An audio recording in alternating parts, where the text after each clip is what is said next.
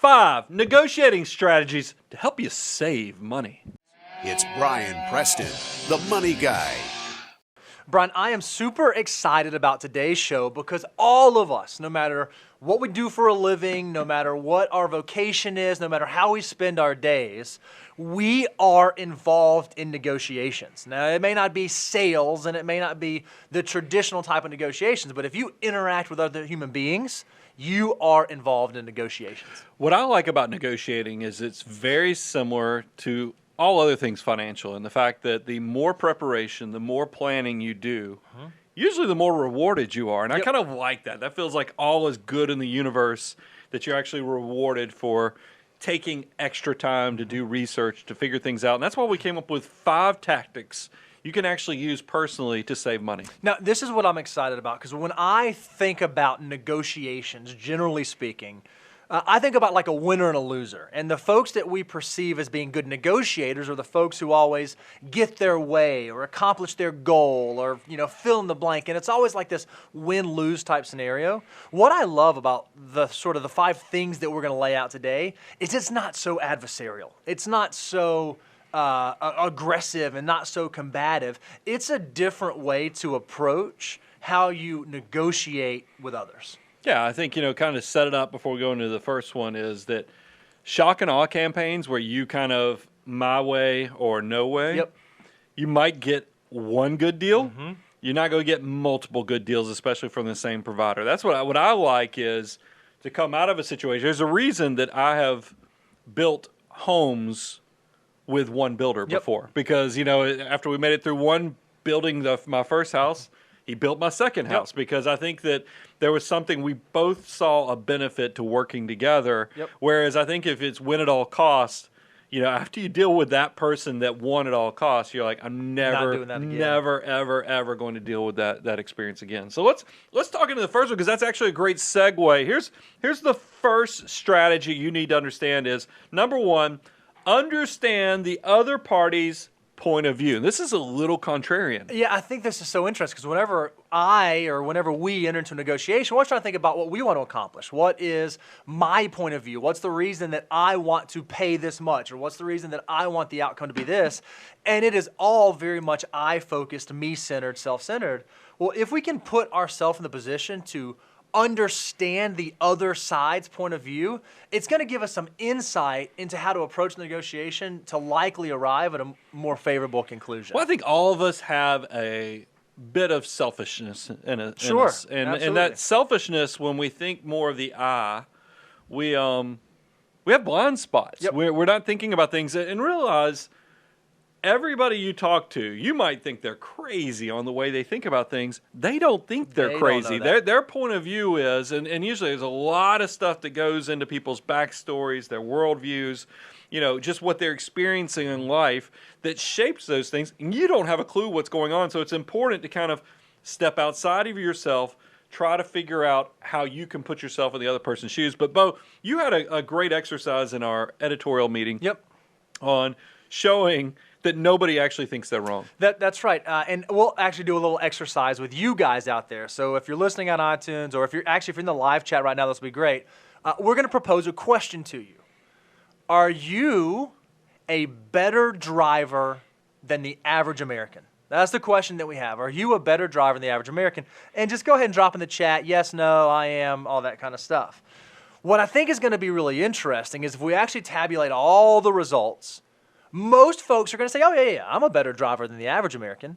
Well, statistically, that's impossible, right? Because half of the people out there have to be worse than the average, and half of the people are going to be better than the average. But no one, generally speaking, or most folks don't self-assess where their blind spot actually exists. I mean, we've all have relatives that we've ridden the car with, and we'd be like, oh my goodness, just get me there and we will be better. And they don't realize that they're just horrible drivers.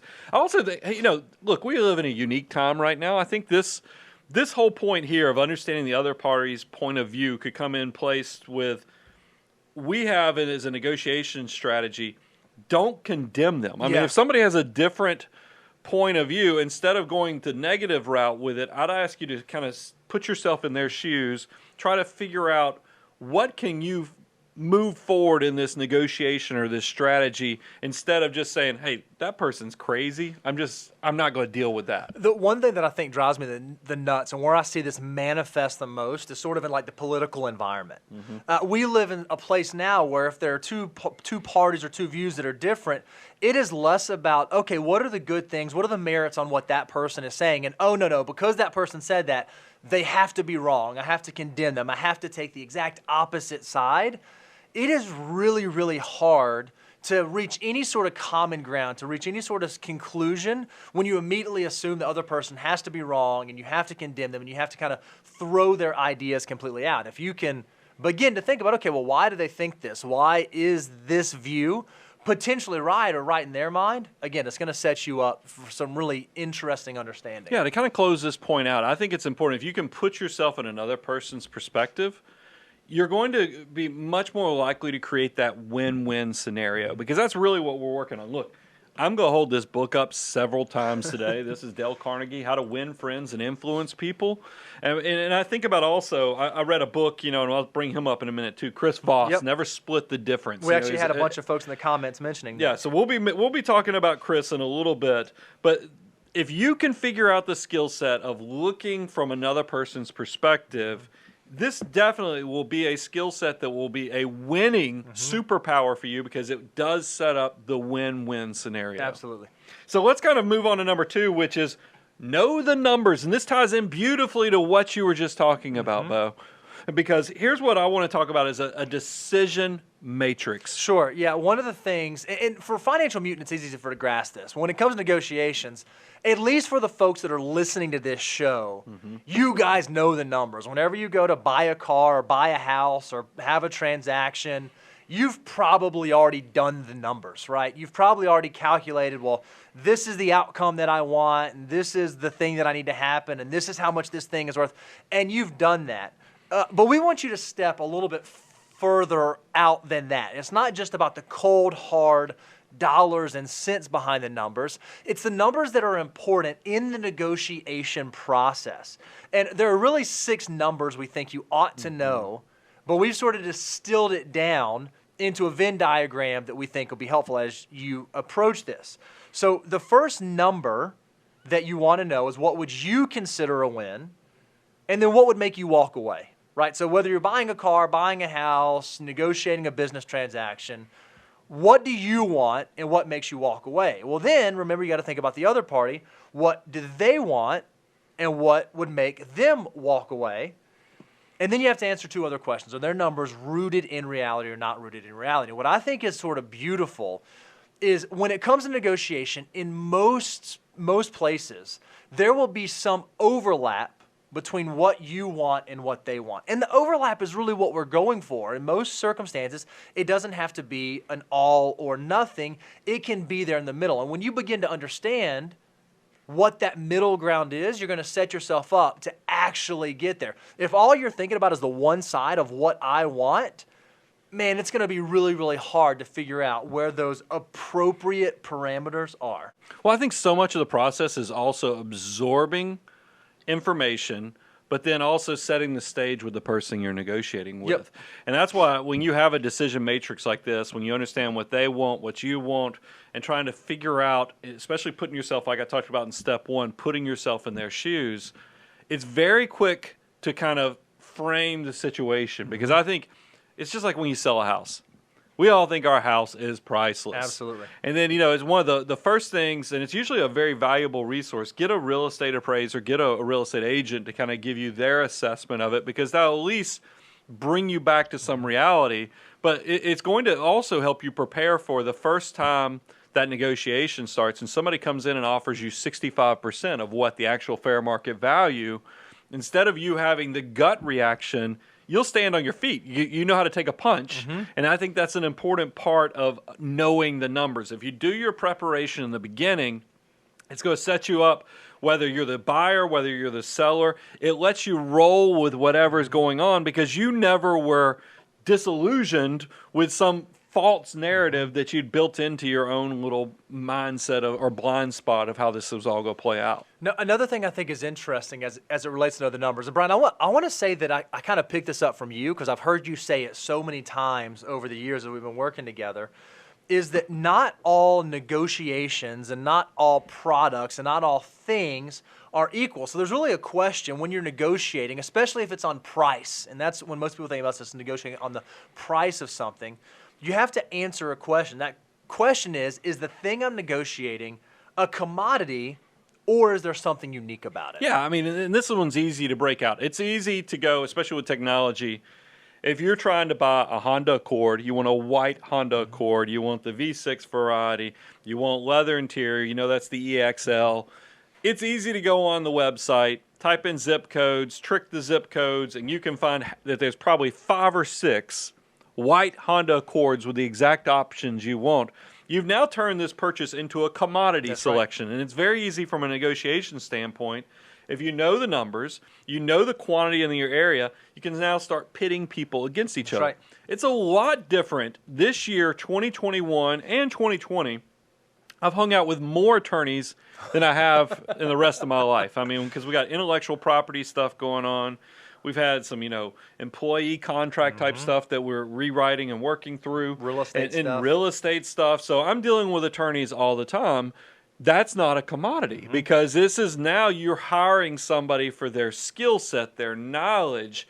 It's not something where I can just open up and every attorney has the ability to talk about intellectual property. That's right. It's not like every attorney can talk about real estate. I mean, you need specialists, and that specialization takes it outside of commodity. It's the same thing in financial planning. Yep, I was going to say that. I'm amazed at how many people, and we get troll comments on YouTube all the time. We go, why would I hire a financial planner and just go buy some index funds? I'm like, if that's all you think we do, we give that away. I mean, that's a commodity. Yep. An asset allocation and those type of things. In a lot of ways, that has been commoditized.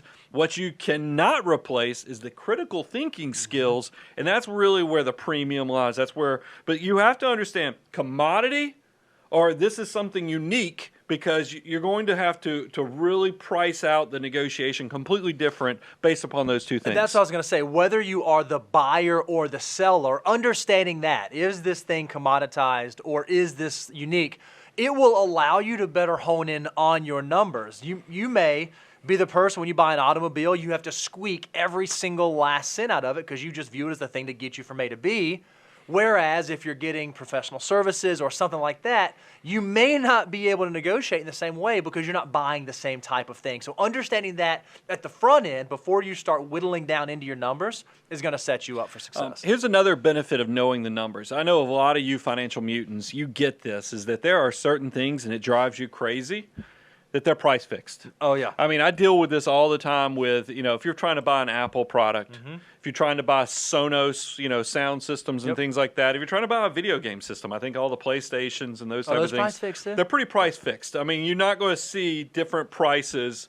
I mean, I think like Walmart might offer Apple products like $2 cheaper. Okay. They do something weird. So when you know something's price fixed, what I don't like as a financial mutant knowing I'm paying the same price as everybody else. As all the lazy folks. So you have to figure out, because I want to be rewarded for the preparation, that you have to look for the workaround situations. And this is only rewarded if you actually know the numbers. So if you know these things are price rewarded, you can then say, well, okay, if I know that they're going to charge $99 all year round for this, is there some other sweetener I can do? And then what I like is, think like Apple products. Around the holidays, they will do, like around Black Friday and so forth, they'll throw in some free gift cards or something. They still charge the same price for the item, but they throw in some gift cards. It's the same thing with like Sonos. I know that at the end of each year, they're going to usually offer some type of either credit or discount on a future one, or you're going to be able to buy it from a provider. Since everybody has the same price, you can go buy it from some place that usually overcharges, but offers credit rewards from like Discover, where you can get prepaid gift cards, with reward points, and you can essentially hack the system. If you can understand that everything you deal with, even if it's price fixed, you might be able to find a workaround that benefits you. Yeah, you have to keep in mind that money, dollar bills are fungible. I know you're going to love that I got to use that vocabulary on this show. I hate it when you use that word. So, even though you can't get the iPhone or the Apple product for $20 less, if you get a gift card for $20, it's the same sort of thing. We do this with auto transactions all the time. We'll, work through the negotiation. We'll get to the very end of the process. And then, I have young kids. So one thing that really matters to me, no matter what automobile that I buy, is I want the all-weather floor mats because my kids, surprise, surprise, don't take care of the car quite as well as I would like for them to take care of it. So there are melted crayons and chicken biscuits and all those things. Well, those all-weather floor mats are fantastic because all I got to do is pull them out, dump them, and spray them off. In every automobile purchase I've had, I always try to negotiate that at the very end. I say, hey, I've got this thing. Okay, I get it. We can't come any lower. How would you feel about throwing in the floor mats? And most of the time, the answer is, okay, yeah, we can do that. That's the equivalent to them of giving me the car for $100, $200 less. If you can understand that as you go into these negotiations, again, knowing the numbers will allow you to figure out where your wiggle room lies. Yeah, because what I like about knowing the numbers too is that you can look at a situation and go, what do they have an abundance of that I would actually, and they don't give much value to something that I value greatly. And you just made the point of car dealerships. I figure they have all-weather mats just stacked up to the roof back there, so they can just throw them in. It doesn't mean much to them, but to you, it means a lot. Deal. Same thing when you buy a house. You're worried about, what you as a buyer of a house is worried about is, I'm going to buy this thing, the air conditioner's going to break in the first 2 months, or, I don't want to pay all these closing costs. You might be able to say, hey, look, I'm not going to change the price, but how about throwing in a home warranty or something that's really, somewhat affordable as a percentage of the total cost of this transaction? It's just not much. There's usually ways that you can take something you value that they have plentiful. Same thing with the car's maintenance. Get a few oil changes. Get something thrown in there that they do not put much value because they have it in abundance, but yet it's definitely something that has economic value to you. Love it. Number 3. Now this one, I'm going to go ahead and tell you, this is my weakest spot. There's a reason I'm in broadcasting because I'm horrible at this. You gave me a compliment in the editorial meeting. You said, hey, you're actually trying to improve this. I said 2 things. You've gotten better, and I've noticed when you need to, you turn this on. So here's number 3. Listen more than you talk. I think for human beings, innately, this is a hard one. This is a very difficult thing because we like our opinions. We like our points of view. We like the things that we have to say. And so oftentimes, if we're not talking, while the other person is talking, we're immediately thinking about the next thing we're going to say. We're immediately thinking about, okay, what's my rebuttal? Again, in every negotiation, the more you can remove self, the better you're going to set yourself up to be able to arrive at some common ground that's going to work for everyone. And the best way to do that is to actually listen to the other party. Once again, I'm going to hold up Dale Carnegie's book. This book, by the way, has been around. If y'all didn't know, because I think in the content meeting, it might have been FTE Daniel. You didn't know it was from the mid-1930s, did you? You knew it was old. You just didn't know this thing's by the way, close. He assumed old was like 1980s. He considers that old. But, this stuff is pretty timeless. But I do think it's one thing, there's a reason you have 2 ears, 1 mouth, is you want to make sure that you're focusing on, to be interesting, you have to be interested in what they're talking about. And this ties into, and I know we'll come back and talk about sour negotiations and other things, but it does make me think of the Chris Voss book, Never Split the Difference. Okay. And we have a fun little game we do. And we try to convince Nate, who's single here, that he ought to go on. I don't even think they do speed dating anymore. Is that considered antiquated? All of our young folks are just nodding there. Yes, speed dating's not a thing That was right after you said you should go steady after or something like that. So we're old school around here. But Chris Voss talks about there's 2 skill sets you can do. It's called mirroring. Man, I don't know why I had a hard time saying that. But all you do, the mirroring is simple as when somebody says something, you just repeat the last few things they said back as a question. Repeat the last few things they said. Yeah, that's it. See, and by the way, if you didn't know what Bo was doing, and we do this all the time. Poor Reby, our producer for the show. We have gotten her on this quite a few times because Bo and I just will entertain ourselves. Because if you do the right inflection in your voice and ask a question, you'll see people go deeper into the subject matter, and you come off quite interesting, and coming off as you're quite interested in what they're having to say. It's a very powerful skill set. Yeah, and it's what it does is it allows the other person to talk. So someone, you're going through a car transaction, and the individual says, "Hey, my bottom line price is $30,000," and you just say, "Your bottom line $30,000," and they say, "Oh yeah, well I just put new tires on," and they'll start talking to you about why that is their thing. It's going to allow you to gather more and more information to again help you better know the numbers. It's a way to keep them talking. And look, I'm going to go ahead and tell you guys, when you do this, you're going to feel a little awkward about it, but it works actually beautifully to do this mirroring. But you can't do it. Like, I don't want to go more than 2 or 3 times deeper with the question, because then people go, is he just playing that game as a kid that you just repeat everything that the kid said across from you? Because that's kind of so there's actually another skill set. It's called labeling.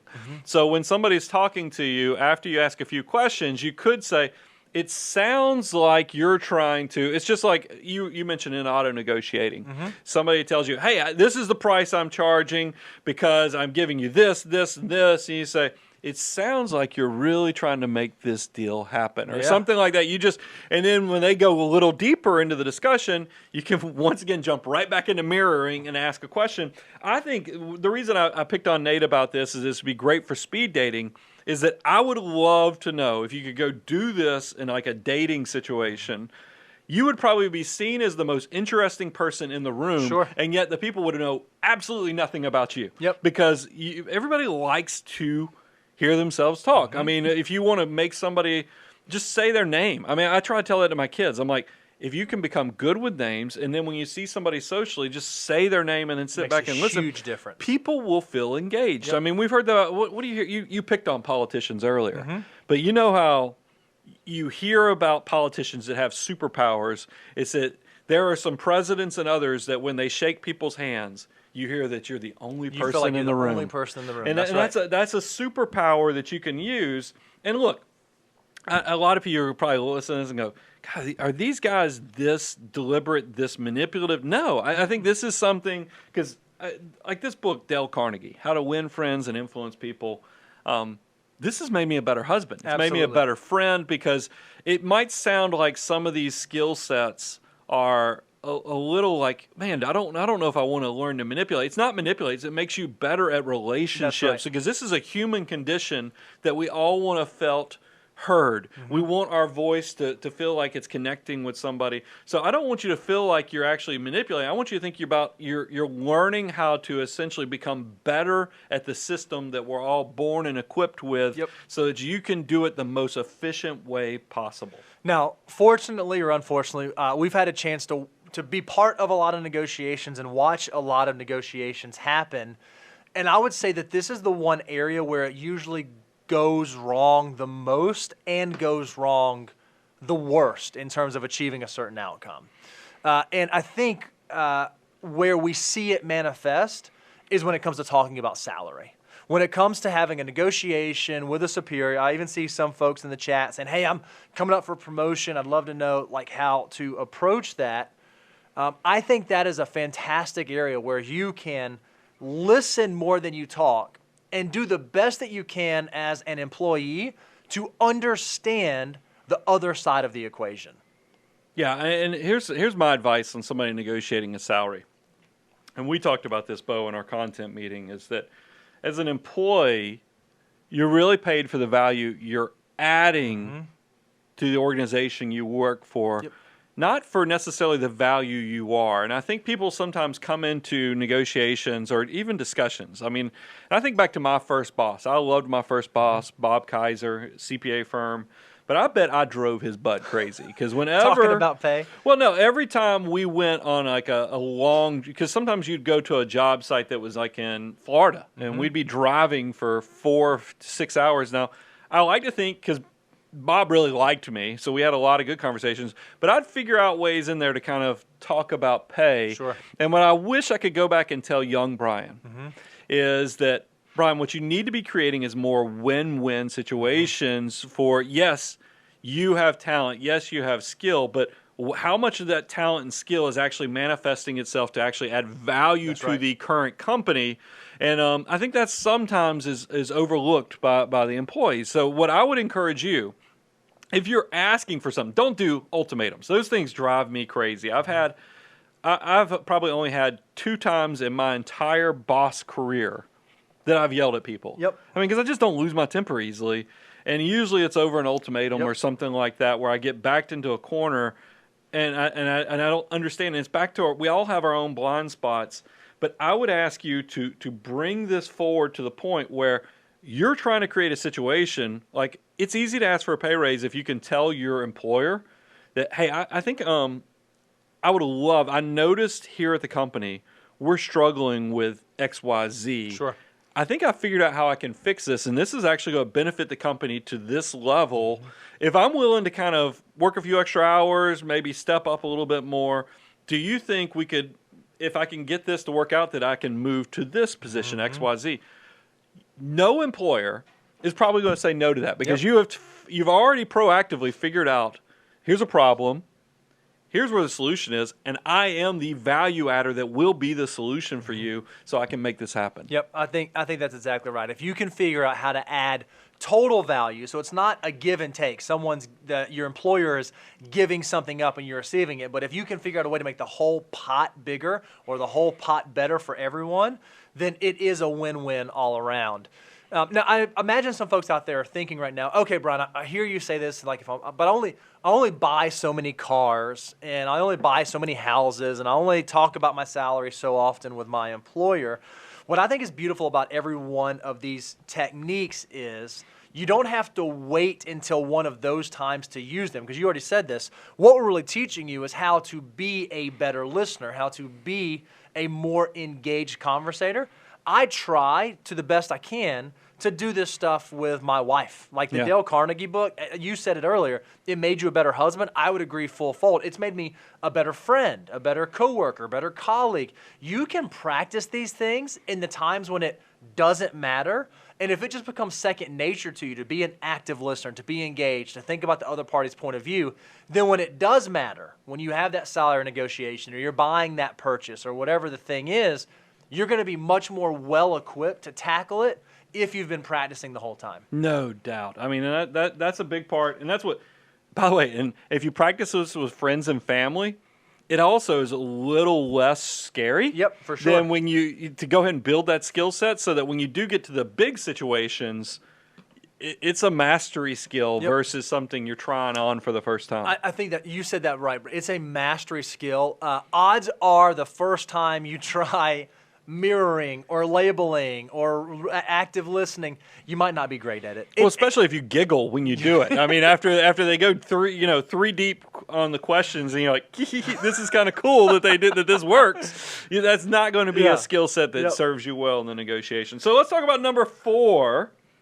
And this is one. By the way, I'm sitting here and I'm like, why did I put that in the show notes? So I have an experience share on this. But number 4 is it's okay to not 100% win if you don't 100% lose. And I think I don't remember, it might have been Vinyl, but it was someone in the chat said a little bit earlier in the show, they said, hey, it's okay if the other guy makes a little bit of money.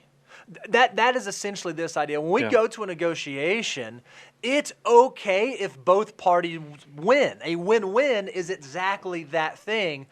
I think that financial mutants really struggle with this one because we think in every transaction, in every negotiation, in every interaction, I have to get 100% top line maximum value. But realistically, I think that's a fallacy. I think here's what I think is interesting. Small stuff, I do struggle. I feel like I have to get the best deal because I want every dollar to go far. Sure. I find on big negotiations, I'm not the best at it where I'm squeezing out every ounce of value or every dollar because I am kind of a softie on relationships. Sure. And I feel like big deals are more of the relationship skills versus, the commodity negotiations. Sure. You don't have to get so emotional about it. So there is some differences there. But the experience share I had, and I'm so mad at myself, and probably somebody in there and you can read it out. I read a book, and this book's older, but it's Choose Yourself. Okay. And the gentleman who wrote that's had quite a few.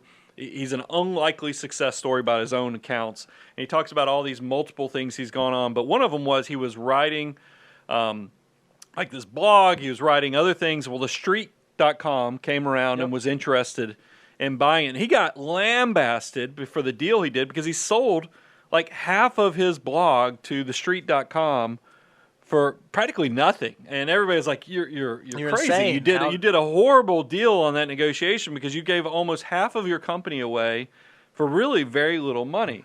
Well, his point, and I don't know if anybody posted his name, but the point that the author had was, yes, he didn't make money on that deal, but once he got them in the door, the street realized they liked what he was building so much, they bought the other 50. They bought him 100% out, and they paid a huge premium, actually made him super successful off of buying the rest of the company because he essentially gave them a taste. It's the free sample deal. What seems like an unusual way to let a deal happen. Yes, you didn't maximize the value or the dollars on each transaction.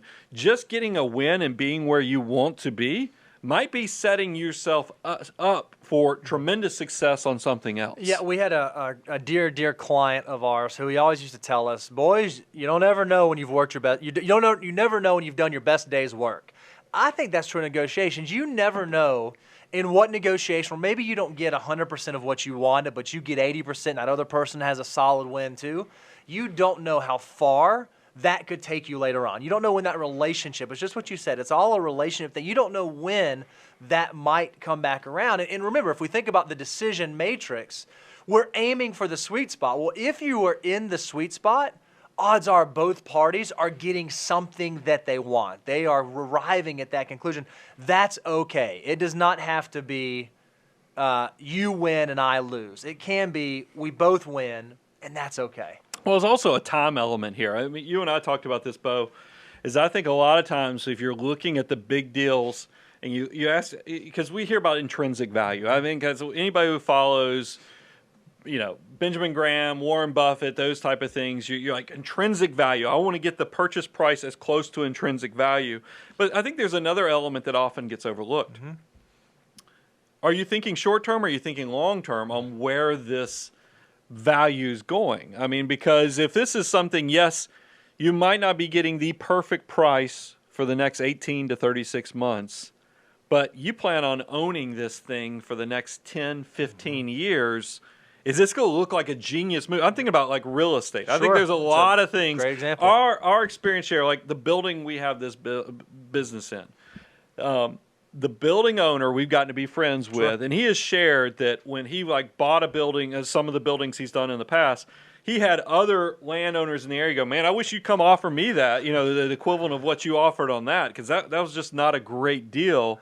And he says, just let enough time go by, and then he wishes he could have bought every one of them for that same price. There is something amazing of thinking long-term where if you understand if the value is static, I think you have to be very serious of measuring twice, cutting once. But if you're jumping onto something that's appreciating rapidly, I think you're playing horseshoes more than you're playing darts where you're trying to nail the center of the target. Now, one thing where I have seen this played out, and I don't know if we even want to talk about this. We didn't talk about it in show prep, but it just kind of hit me because some of the chat items coming in. Sometimes we have to do this as a means to conclude a negotiation. So, like, a lot of folks are asking about, hey, well, how do you negotiate with the IRS? I don't think we need to go into that necessarily. But there are times where maybe you get a bill for something. Maybe there was a service provider who says, hey, I provided you these services, and you owe me payment for that. And you say, no.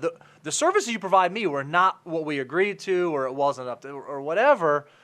If you get in that battle where I'm not going to pay you anything and they're saying, no, you're going to pay me all of this, it can get real ugly, real nasty really quickly, where maybe the correct answer is arriving at some sort of middle ground, where maybe I don't get out scot-free, but they also get some of that financial remuneration. There's some middle ground there that could potentially save a lot of heartache, a lot of hassle, a lot of headache. So, by the way, I'll answer just because I'm nerdy. If you have an IRS issue and you're asking about negotiations, write down any circumstances or specific unique things that actually have caused this. Like if you had an illness, a death in the family, a hardship, there's nothing wrong with writing a letter to the IRS and then sharing some of the things that are going on. Even if you relied upon a bad advisor, a bad CPA, that can also be a reason. Yep. And then ask them to abate minimize the penalties and interest. You're still going to pay the taxes, by the way. You usually, never get out of the taxes. That's right. I was going to but say you can minimize. You can ask them to abate some of the penalties and interest. You'd be surprised. I've actually had some luck with I don't think, the IRS is not out there trying to destroy us all. Like I think, some people have made them the boogeyman when it's just not that way. And I'm going to throw this out there. Just because you receive a letter from the IRS does not automatically mean that they are right and you are wrong. That's true. We've seen a lot of IRS letters come through where they just misunderstood a transaction on a tax return. Make sure that you don't, and we've had clients do this before, they get a letter and say, you owe $700. They're like, oh my goodness, they write a check immediately. Yeah. And then we find out after the fact, we say, no, you didn't know that because this was the way that transaction was.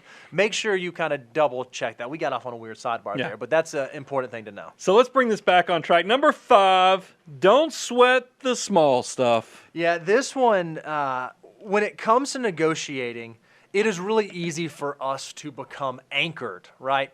I'm not paying a cent more than this, or I can't believe that the other party is asking me to do this.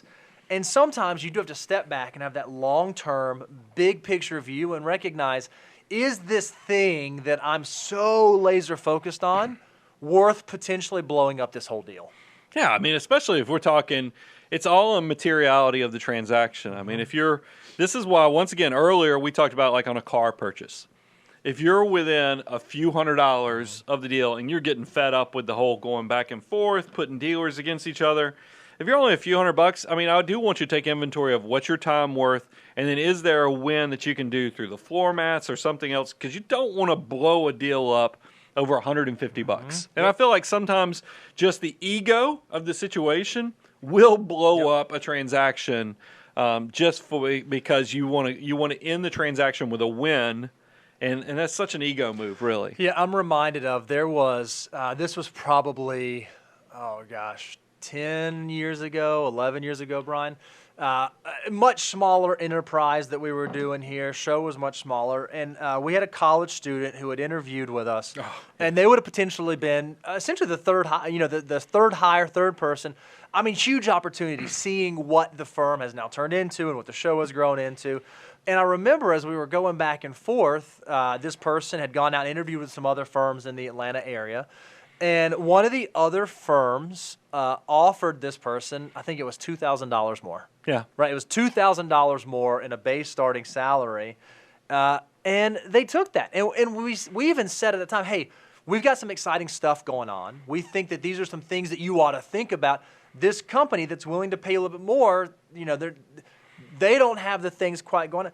And this person made the decision to go with the other company. And I just can't help but think back how much different it might have looked had that small thing not been such a big decision maker for them. This is, even though this is part of 5, which is don't sweat the small stuff, this is really a bigger part that maybe we could have expanded out to be its own thing, but have a long-term mindset. I'm always amazed when we're talking about hiring at somebody, because, by the way, here's something that you guys, and we didn't talk about this in the content meeting, but a lot of very large employers, if you're coming out of college or you're in your first 5 years of being out in the workforce, it's not uncommon for the big, huge employers to be able to offer you tippity top of the pay scale. Sure. The problem, and here's something I would encourage you to do, is go interview somebody who's been there for 6, 7 years and see how much, you don't have to ask them to give you the dollar amount, but ask them just how much their income has increased, because it's not uncommon for people to get the tippity top coming out, but then they find that, man, cost of living adjustments just aren't is not as fast as it maybe if I'd have gone with that more unique company that had a much bigger hockey stick type opportunity. And that's what a long-term mindset will help you out tremendously on that. And I think sometimes I dealt with this back when I was doing government work. It used to break my heart when I'd see police officers and firemen and firewomen too as well leave a pension. They were 6 months from qualifying for a pension. They would leave because the fire station or the county north of us or the police station, just in the town south of us, was paying them $1,500 more. They would walk away from a huge benefit. So you kind of I worry about people leaving for the small stuff, but blowing up the big opportunity that was staring them in the face just because they didn't do all their research and know all the numbers. And what I think, Brian, is really interesting is when it comes to the small stuff, I don't think it's just in like financial transactions. I mean, obviously those are ones that you see. But if you live with another person, like if you're married and your spouse, you live together, every day is kind of a negotiation on how that day is going to go. Is today going to be a good day? Is today going to be a bad day? Right? That's kind of the way. You can tell you're in the messy middle. And we each have a conversation around that. And I'm not perfect at this, but as my wife and I have been married for a number of years now, I'm getting better at this one. I'm getting better at recognizing if the outcome, the negotiation I want is for us to have a good, happy, pleasant day, maybe I don't need to freak out about the little things. Maybe I don't need to let the shoes on the floor be the thing that sends me into a tirade. Maybe that's just not something that matters, because the bigger picture, the bigger outcome, the bigger goal is what I should be focused on, not that small stuff. What I want to kind of close the show out with is that I think a lot of you guys, we're numbers people. We're analytical. We're proud of that. I mean, I think that's what makes us financial mutants. And the theme, and this is something that was a superpower that I realized, and it was on that slide that Daniel put together. It's not on my copy, but when you look at Dale Carnegie's book, the new version that Daniel had up on the slide actually had like recommended by Warren Buffett. Mm-hmm. Warren Buffett is one of the most analytical people. Wouldn't be surprised if we found out that he was on the spectrum in some ways with the way he processes the world. But he very quickly realized, you know what? The analytics is not my problem. It's the soft skills of knowing how to deal with other humans, getting into human nature, getting better at human nature so that we can connect and we can compromise. We can figure out how we create value for both sides. This is what's going to make you an awesome negotiator. Do your homework. Do the planning, because that stuff is rewarded, and I know financial mutants, we love. It feels like the world is just when the more work we do, the more we're rewarded. But there's also a skill set to focus on those soft skills, the emotional stuff. Make sure you're an active listener, and it's really going to reward you in the long term. If you've not had a chance yet to go check out our website, you can go to moneyguy.com. We have a resource page out there. We have all kinds of free deliverables for you. If you want to know how powerful your dollars are, if you want to know whether you should refinance, if you want to have a quick guide to overall tax law, we have all of that available for you out on the website, moneyguy.com/resources. We're going to keep loading up. We actually have some in the works now that hopefully will be getting out there over the next few months. We want you guys to take this so that you can continue to apply it to your financial situation and grow into a life of abundance. Guys, the abundance cycle continues to bear fruit for us. We've been investing in you guys since 2006. Keep checking it out. I'm hoping our goal is you come, take all the free knowledge we're giving out. We're dishing it out in heaping spoonfuls. I want you to learn, apply, grow. You will reach a level of success that you're like, I don't know what I don't know, and I'm not going to screw this up. So when you get to that point of complexity and that level of success that you need a co-pilot, we hope you'll remember who planted the seeds, because that's really how the abundance cycle works, and it's bared a lot of fruit for us. We talk about the financial order of operations. If you're a person that has not reached full abundance yet, and you're trying to accelerate the learn, apply, and grow, Bo just talked about the resource page. Go check it out. We give you a free deliverable on the financial order of operations. If you need a little more hand-holding, a little more motivation, a little more nudges, go check out the course that we have on that too. But we're just going to keep doing what we do. We love educating you. We have the hearts of the educators. We want to help you build. Take a little bit today for that great, big, beautiful tomorrow in the future. Just keep coming back, and we're going to keep loving on you. I'm your host, Brian Preston, Mr. Bo Hansen, Money Guy Team. Out.